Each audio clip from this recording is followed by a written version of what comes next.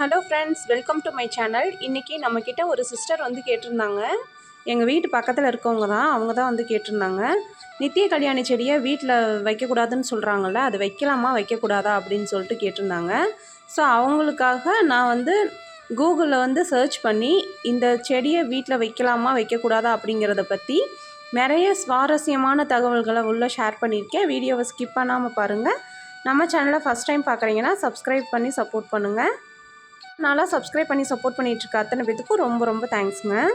எப்போவுமே வீட்டில் வந்து ஒரு ஃப்ளிங்கராஃப் வந்து வாங்கி வச்சுக்கோங்க. நம்ம இந்த மாதிரி பப்பாளி இந்த மாதிரி ஃப்ரூட்ஸ் எல்லாம் வந்து கட் பண்ணி வைக்கிறப்போ மீதி இருக்கிற பழத்தை வந்து நம்ம ஃப்ளிங்கராஃப் போட்டு ரேப் பண்ணி வச்சுக்கலாம். அதுக்காக நெக்ஸ்ட் வந்து பார்த்திங்கன்னா, நான் இந்த மாதிரி ஆப்பிள் பழம் வந்துட்டு ஃப்ரூட்ஸ் கடைக்காரவங்கள்ட்ட சொல்லி இது வந்து பார்த்திங்கன்னா 1.5 கிலோ ஆப்பிள் கிட்டே இருக்குது. இது வந்து பார்த்திங்கன்னா 50 ரூபா தான். இது எப்படி அப்படின்னா, இந்த மாதிரி லைட்டாக தோல் வந்து சுருங்கி இருக்கிறது, அந்த கருப்பாக இருக்கிற பழத்தெல்லாம் நம்ம வந்து கேட்டோம்னா அவங்களே வந்து கொடுப்பாங்க. ஸோ இந்த மாதிரி வாங்குறப்போ 1 கிலோ 180 ரூபா அப்படிங்கிறப்போ நம்ம வந்து 1 கிலோ இது 50 ரூபா, 1.5 கிலோவே நான் 50 ரூபாய்க்கு தான் வாங்கியிருக்கேன். ஸோ இந்த மாதிரி வாங்குறப்போ நம்மளுக்கு வந்து மணி கொஞ்சம் சேவ் ஆகும். இப்போ வந்து நான் தக்காளி சாப்பாடு தான் வந்து இன்றைக்கி லஞ்சுக்கு வந்து பேக் பண்ணிகிட்ருக்கேன். எப்பவும் போல் எண்ணெய் ஊற்றிட்டு பட்டை, கிராம்பு, ஏலக்காய் அதெல்லாம் போட்டு தாளிச்சிட்டு 2 பெரிய வெங்காயம், 2 பச்சை மிளகா, ஒரு 4 தக்காளி பழம் வந்து நல்லா பழுத்த பழத்தை வந்து சேர்த்துக்கலாம். இஞ்சி பூண்டு பேஸ்ட் போட்டு நல்லா வதக்கிட்டு மஞ்சத்தூள், மல்லித்தூள், மிளகாத்தூள், கரம் மசாலா போட்டுட்டு நான் 2 டம்ளர் அரிசி எடுத்திருக்கேன். 4 டம்ளர் தண்ணி ஊற்றி தேவையான அளவு உப்பு போட்டு புதினா தழை தூவிக்கிறேன். இப்போ இதில் ஒரு 1/2 லெமன் வந்து சேர்த்துக்கலாம். இப்போ இதை வந்து க்ளோஸ் பண்ணிட்டோம் அப்படின்னா 3 விசில் வந்துச்சுன்னா தக்காளி சாப்பாடு ரெடி ஆயிரும். இப்போ பொட்டேட்டோ ஃப்ரைக்கு வந்துட்டு எண்ணெய் ஊற்றிட்டு சோம்பு, பூண்டு நல்லா இடித்து சேர்த்துருக்கேன். நம்ம உருளைக்கிழங்கு சேர்த்துட்டு மல்லித்தூள், கரம் மசாலா, மிளகாத்தூள் சேர்த்துட்டு நல்லா வந்து பெரட்டிக்கலாம். தேவையான அளவு உப்பு சேர்த்துட்டு நல்லா சிம்மில் வச்சு மூடி வச்சிட்டோம் அப்படின்னா கொஞ்சம் நேரத்தில் வந்து உருளைக்கிழங்கு ஃப்ரை வந்து நல்லா ஸ்பைஸியாக நம்மளுக்கு வந்து கிடச்சிரும். இப்போ வந்து ஸ்நாக்ஸ்க்கு என்ன பண்ணலாம் அப்படின்னு பார்த்திங்கன்னா, இன்றைக்கி வந்து இட்லி மாவு தான் இருந்தது. இட்லி மாவில் வந்து நாட்டு சக்கரை சேர்த்து கொஞ்சமாக ஏலக்காய் தூள் வந்து சேர்த்துருக்கேன். இப்போ இதில் நெய் தடவிட்டு பணியாரக்கல்ல வந்து பணியாரம் மட்டும் ஊற்றி ஸ்நாக்ஸ்க்கு வந்து இன்றைக்கி இது தான் வந்து நான் இன்றைக்கி கொடுத்து விட்ருந்தேன். ஸோ இந்த மாதிரி நம்ம வீட்டில் இருக்கிறதுல ஹெல்த்தியாக வந்து கொடுக்கலாம். இதே கார பணியாரம்னா நீங்கள் கேரட்லாம் சேர்த்துக்கலாம். இப்போ வந்து ஆப்பிள் கட் பண்ணியிருக்கேன். அதில் வந்து லைட்டாக உப்பு தடவி விட்டோம் அப்படின்னா ஆப்பிள் வந்து கருத்து போகாது. ஸோ வந்து இன்றைக்கி இது தான் வந்து நான் இன்றைக்கி ஸ்நாக்ஸ்க்கு வந்து பேக் பண்ணியிருக்கேன். இப்போ பாருங்கள், உருளைக்கிழங்கு நல்லா ஸ்பைஸியாக வந்து ரெடி ஆகிடுச்சு. இப்போ வந்து நம்ம சாதத்தோடு சேர்த்து பேக் பண்ணிடலாம். இப்போ சாப்பாடு வந்து விசில் வந்துருச்சு. 2 ஸ்பூன் நெய் சேர்த்துட்டு நல்லா பெரட்டி விட்டோம் அப்படின்னா தக்காளி சாப்பாடு ரொம்ப அருமையாக இருக்கும். நீங்கள் வந்து இந்த தக்காளி சாப்பாடு வந்து இந்த மெத்தடில் வந்து ட்ரை பண்ணி பாருங்கள். இப்போ வந்து நம்ம பேக் பண்ணியாச்சு. இன்றைக்கி இதுதாங்க லஞ்சு. எல்லாத்துக்கும் பேக் பண்ணி கொடுத்துட்டு ஸ்கூலில் எல்லாம் கொண்டு போய் விட்டுட்டு நான் வந்து பார்த்திங்கன்னா இன்றைக்கி இந்த மாதிரி தொட்டி தான் வந்து வாங்கிட்டு வந்திருந்தேன். இந்த தொட்டி வந்து பார்த்திங்கன்னா 4 சைஸில் வந்து நான் வாங்கிட்டு வந்திருக்கேன். இது வந்து பார்த்திங்கன்னா 70 ரூபா பெரிய சைஸு. இது இப்போ கையில் எடுத்து காமிக்கிறது 40 ரூபா. இதோட கொஞ்சம் பெரிய சைஸ் பார்த்திங்கன்னா 45 ரூபா. அப்புறம் வந்து இந்த சின்னதாக கருப்பாக இருக்குது பாருங்கள், இது வந்துட்டு 15 ரூபா. ஸோ இந்த இதில் தான் வந்து நான் வாங்கிட்டு வந்திருந்தேன். ஆனால் இது வாங்கிட்டு வந்ததுக்கப்புறமா தான் நினச்சேன், நம்ம பேசாமல் மண் தொட்டியே வாங்கிட்டு இருக்கலாமோ அப்படின்னு நினச்சேன். வீட்டுக்குள்ளே வைக்கிறதுக்கு அந்த கருப்பு தொட்டியை பொறுத்த வரைக்கும் ஓகே. அப்புறம் 40 ரூபா தொட்டியை பொறுத்த வரைக்கும் ஓகே. இந்த பெரிய தொட்டிக்கு பதிலாக நம்ம மண் தொட்டி வாங்கியிருக்கலாமோ அப்படிங்கிற மாதிரி யோசித்தேன். இப்போ வந்து நான் நேற்று செடி வாங்கி வச்சுருந்தேன். ஸோ அதெல்லாம் வந்து வீட்டில் வந்து வச்சாச்சு.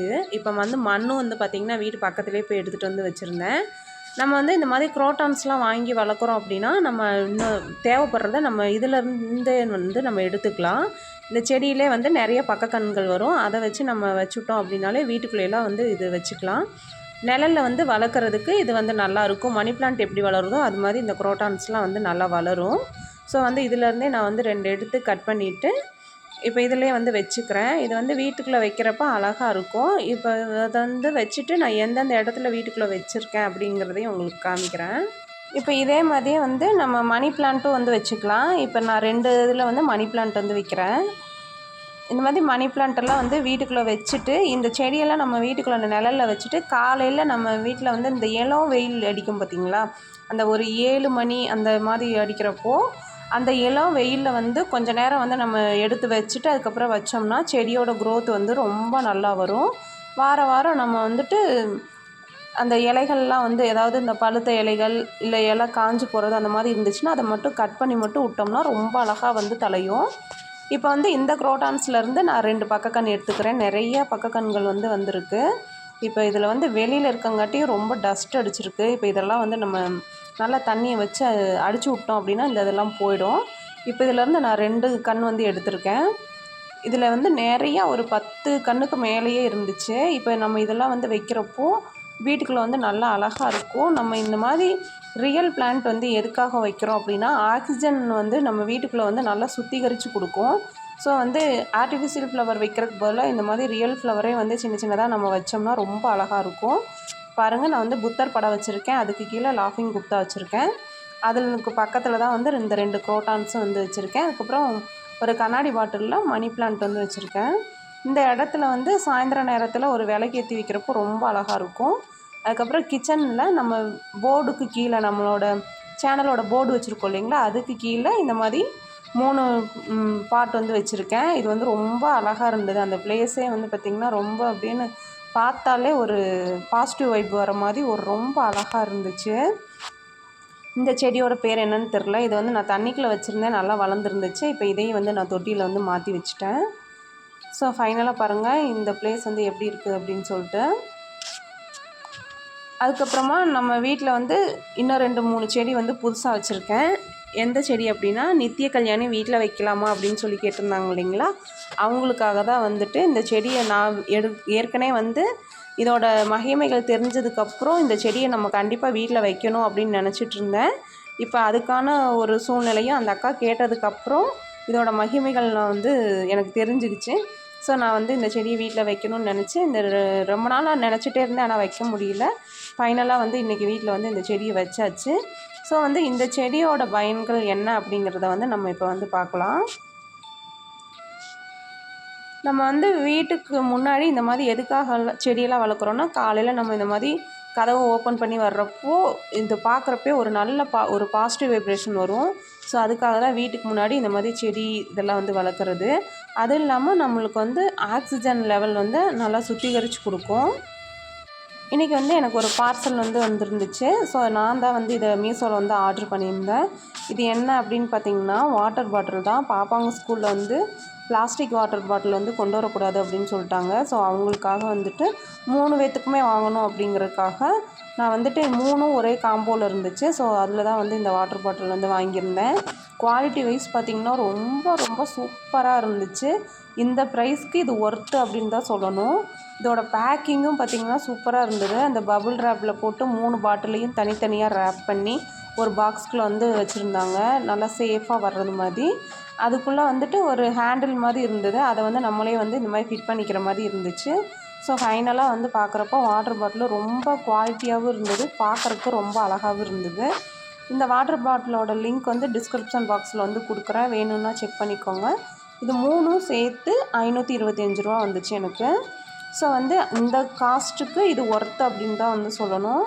உண்மையிலே வந்து இது நம்ம கடையில் போய் வாங்கியிருந்தோம் அப்படின்னா, நான் கடையில் கேட்டேன். கடையில் கேட்டுட்டதுக்கப்புறமா தான் நான் வந்து மீஷோவில் ஆர்டர் பண்ணேன். கடையில் கேட்குறப்போ இதே பிராண்டில் இதே குவாலிட்டியில் நான் வந்து கடையில் வந்து கேட்குறப்போ 350 ருபீஸ் சொன்னாங்க. ஆனால் வந்து இப்போ நான் வந்து 3ம் சேர்ந்து 525 ரூபாய்க்கு தான் வந்து வாங்கியிருக்கேன்.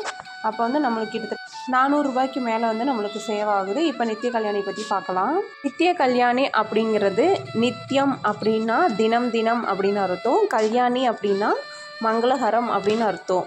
ஸோ தினம் தினம் மங்களகரம் அப்படிங்கிறது தான் இந்த நித்திய கல்யாணியோட பெயரோட அர்த்தம்.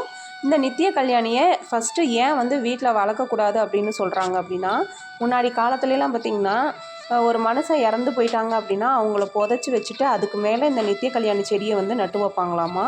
இது எதுக்காக அப்படின்னா, ஒரு மனுஷன் வந்து வாழ்ந்த நாட்களில் அவன் யாருக்குமே எந்த ஒரு பிரயோஜனமும் இல்லைன்னா அவன் செத்ததுக்கு அப்புறமாவது 4 பேர்த்துக்கு பிரயோஜனப்படட்டும் அப்படிங்கிறதுக்காக வளர்ப்பாங்களாமா. அது என்ன அப்படின்னா, இந்த நித்திய கல்யாணி செடி வந்து பார்த்திங்கன்னா கார்பன் டை ஆக்சைடை வந்து ஃபுல்லாக தன்னுள்ளே வச்சுக்கிட்டு ஆக்சிஜனை வந்து அதிகமாக வெளியிடுமாமா. இது மட்டும் இல்லாமல் இதில் நிறைய மருத்துவ குணங்கள் அடங்கியிருக்கு. ஸோ அதனால தான் வந்து இந்த செடியை வந்து மனுஷனை புதைச்சிட்டு அதுக்கு மேலே நட்டு வச்சாங்க. அந்த காலத்தில் வந்து இந்த செடியை வந்து ஒரு இடத்துல நட்டு வச்சோம் அப்படின்னா அது நல்லா வந்து பரவிடுங்களாமா. அப்போ வந்து பரவி இருக்கிறப்போ சுடுகாட்டில் வந்து இது பார்க்குறப்போ சுடுகாடு ஃபுல்லாக இருந்திருக்கு. அதனால் வந்து இது சுடுகாட்டில் வளரக்கூடிய செடி, இதை வந்து நம்ம வீட்டில் நட்டு வைக்கக்கூடாது அப்படின்னு சொல்லிட்டு தான் மக்கள் வந்து பயந்துக்கிட்டு இதை வந்து வீட்டில் நட்டு வைக்கிறது இல்லை. ஆனால் இது வந்து உண்மையான காரணம் பார்த்திங்கன்னா இதுதான். ஸோ இத்தகைய மகத்துவம் வாய்ந்த ஒரு செடியை நம்ம வீட்டில் வளர்க்குறதுல கண்டிப்பாக தப்பே கிடையாது. மகாலட்சுமியின் அம்சமாக வேறு இது கருதப்படுது. அதனால் வந்து நித்திய கல்யாணி செடி இருக்குது அப்படின்னா இது வந்து அதுவாகவே தன்னாலேயே முளைச்சிரும். அப்படி இருந்துச்சு அப்படின்னா இதை வந்து வெட்டி விடாதீங்க. இந்த செடியை வளர்க்குறதுக்கு வாய்ப்பு கிடச்சிச்சின்னா கண்டிப்பாக வந்து இதை வளர்க்குறதுக்கு பாருங்கள். வீட்டில் நம்மளுக்கு ஆக்சிஜன் வந்து சுத்திகரித்து கொடுக்கும். ஸோ சாயந்தர நேரத்தில் வீட்டில் விளக்கேற்றுறது அப்படிங்கிறது வீட்டுக்கு வந்து ஒரு நல்ல மங்களகரத்தை கொடுக்கும். அன்ன பற்றாக்குறை அப்படிங்கிறது இருக்காது. ஸோ அவ்வளோதான் ஃப்ரெண்ட்ஸ், இந்த வீடியோ இதோட முடிச்சுக்கிறேன். அடுத்து ஒரு நல்ல வீடியோவில் மீட் பண்ணுறேன். அது வரைக்கும் தேங்க்ஸ் ஃபார் வாட்சிங்.